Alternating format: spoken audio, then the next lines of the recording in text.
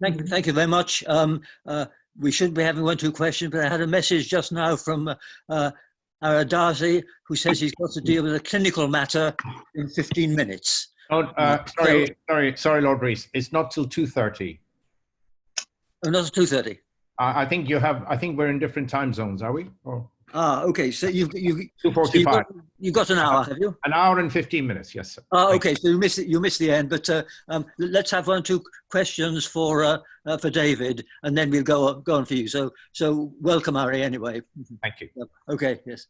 Are there any questions for David? I'm not very good at seeing the screen, so maybe the president can help me to identify anyone.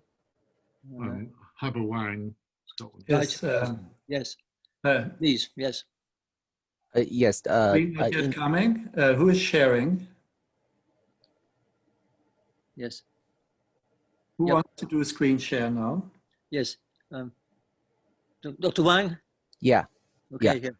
Okay. So Dr. Tendros said in the opening video that WHO would like to have the policy position to vaccinate somebody in every country.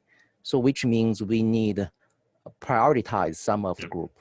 So David just show us the beautifully that we can quantify the risk. Yeah. So can we use the quantification of the risk to identify the high risk group or the vulnerable group in the vaccinations?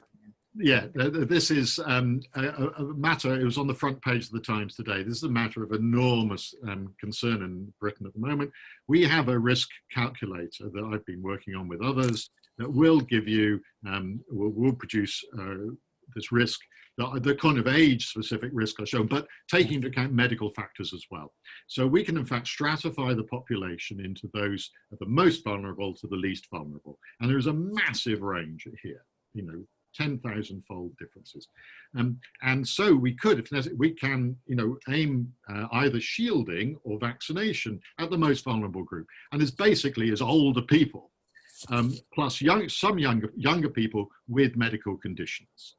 But the idea, I personally feel that we won't be vaccinating the lower risk half of the population. I don't think we've got enough vaccines anyway to do that, because they're actually at such low risk of getting COVID and of having serious side effects from COVID, and that we never know that the side effects of the vaccine might easily outweigh the benefits for vaccinating people. So no, we can do risk-based selection, identification of people now for both for shielding and for vaccination. And I hope that is what is going to happen. It's going to be interesting to see, because I think once people actually realize the risks, they will get a bit of a shock. Healthy older people will get fed up of being told they're high risk, and younger people with some medical conditions might get rather fed up of being told they're low risk. In other words, the enormous importance of age has still not really got into people's consciousness. Thank you. Dr. Phillips has a question, I think. Yes. Yes, I was intrigued by the data that showed that the excess deaths had essentially disappeared. And you said we have to be very careful about interpreting this data, but I'm not sure I still understand. I'm guessing people are still dying of COVID, but they're dying less of other things, perhaps because they're staying home. What's the interpretation? Oh, the point is that there's 10,000 deaths a week, and currently there's only a few hundred from COVID. So although it's going up, it's still not showing, in terms of the overall magnitude, only 2% of deaths are from COVID at the moment. So it's not a huge proportion of the deaths at the moment. There is an argument that excess deaths there should be a deficit in deaths at the moment, as there was over the summer, because of the fact that so many of these 50,000 deaths, many of them will be, or a proportion will be of people who were going to die anyway, and their deaths have been brought forward. this idea of mortality displacement. We have seen some deficit, but not that much. And so there has been an argument that we should have seen more, and that maybe this means, and I have, I think, considerable belief about this, that there are actually excess deaths happening from non-COVID that would not happen normally because of the enormous disruption in the healthcare system that's still clearly in existence. But that's being disguised at the moment because they're sort of cancelling each other out. So it's a very complex picture, and we will not know for a long time what the consequences of this is.